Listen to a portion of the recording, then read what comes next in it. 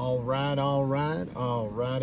What's going on, everybody? My name is Pete, but you probably already knew that. But in case you didn't, you guys are watching the one and only Paid to Drive and Pay to Drive vlogs, day number 1323.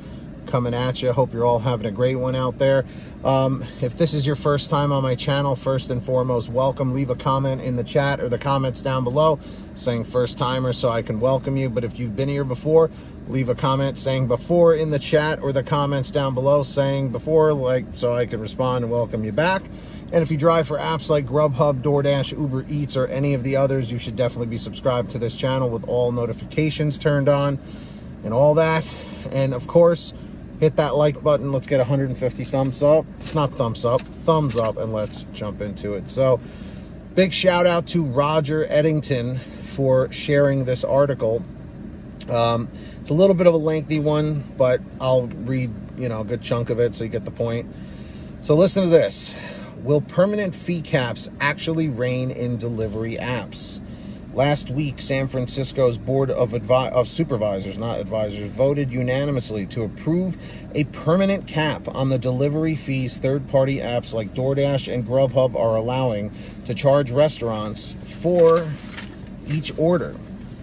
It is the first permanent cap on delivery fees in the country, potentially heralding a lasting shift in the way that delivery apps charge restaurants and consumers as the industry emerges from the pandemic. Complaints about exorbitant delivery commissions as high as 30% in some instances were not uncommon before the pandemic began. But they reached a pinnacle last year as many restaurants were forced to drastically alter their business models to include large-scale takeout and delivery operations. As cities and states across the country went into lockdown and began imposing on-site dining restrictions, many restaurants were suddenly reliant on third-party delivery apps for the bulk of their business. Restaurants operate on razor-thin margins in the best of times, so losing as much as 30% of profits on every sale was never going to work long-term for the majority of restaurants. Faced with the annihilation of the restaurant industry, major metropolitan areas beginning with San Francisco and extending to Chicago, New York City, Portland, and Seattle, as well as many others, began passing temporary limits on what the apps could charge for delivery, with some cities setting a cap as low as 10%.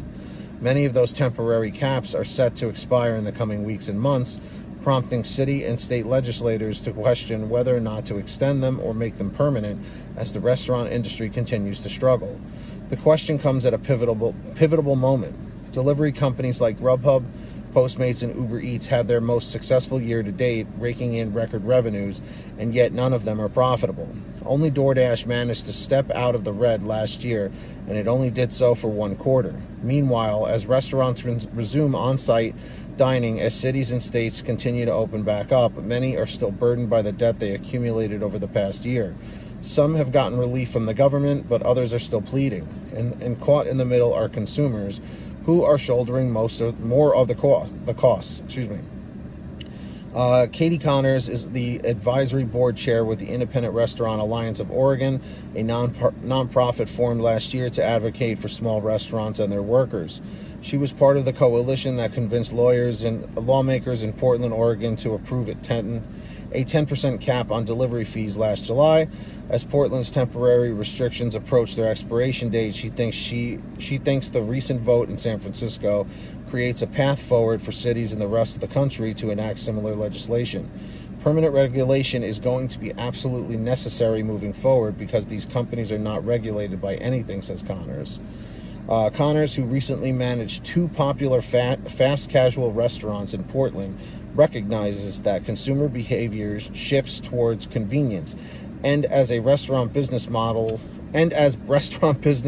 shift to keep up, it will be difficult, if not impossible, for restaurants to survive without establishing a presence on delivery platforms. But just as restaurants need the apps, so too do the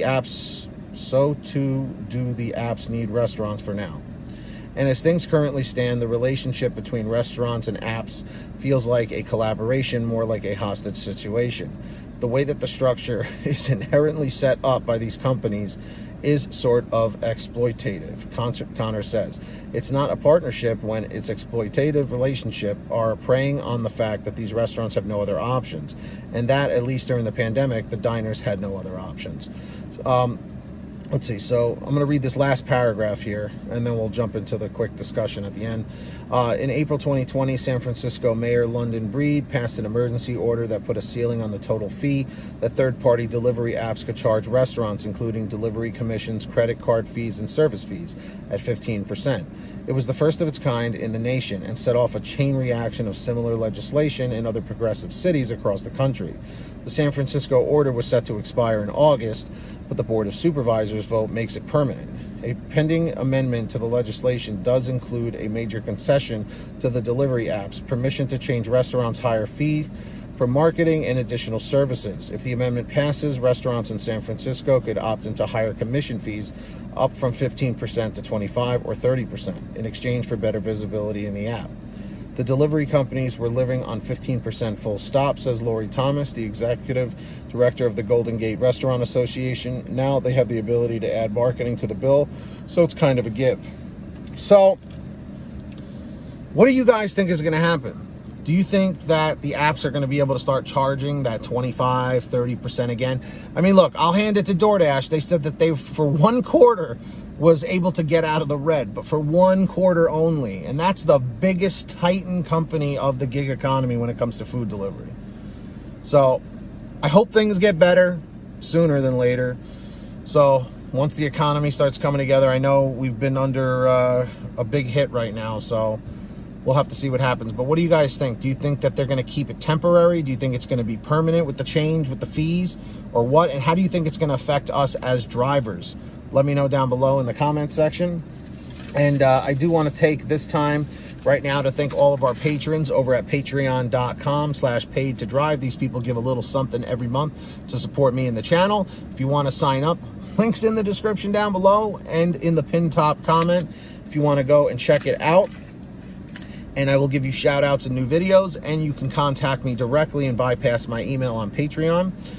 When you hear your name called, say, hey, Pete, I heard my name. So we got Marie Sabo Boutwell, our ultimate driver, $100 per month. We got Lee Peacock, Agus, Brian Pomeroy, Brian Richardson, Heidi Barnes, Kurt Paul, Serena Siddiqui, Tulsa Todd, William Boudreau, Alan G. Van Horn, Drew Hanor, Fernando Carranza, Frank Haviland, Fresh One, Jason Casa, Justin Case, Katie Coppin, Lulu Laura, Natalie Mosley, Sara Keston, Scott Freisner, Sherry Cassidy, Stephen Neely, T. Breeze, Jenny Thomas, Matt Epperson, Nick G, Terrence Pacheco, and of course Valerie Brown. Huge shout outs to all of you. Again, if you want to sign up, links in the description down below or in the pinned top comment, and also in the description is the app link for Get Upside. Make sure to download it. It's a free app for your smartphone so that every time you go to the gas pump, you can save money or at least get money back. All you do is download it for free, link down below, pump your gas, print out your receipt, take a picture of your receipt with the Get Upside gas app, and within 48 hours or so, you'll get anywhere from 15 cents to 45 cents a gallon back, which is pretty fantastic. And if a friend or family member signs up using your code, you'll get paid every time they pump gas. It's called Get Upside. Links in the description down below. Make sure to download it. And of course, if you want to get a shirt like this, PTD Mod Squad, you can get it and others like it at pay2drivestore.com. Everything's on sale, pay2drivestore.com. And if you made it to the end of this video, leave a comment saying end 627 in the chat or the comments. End 627. Subscribe with all notifications on. Hit that red subscribe button. Turn on the notification bell to the right.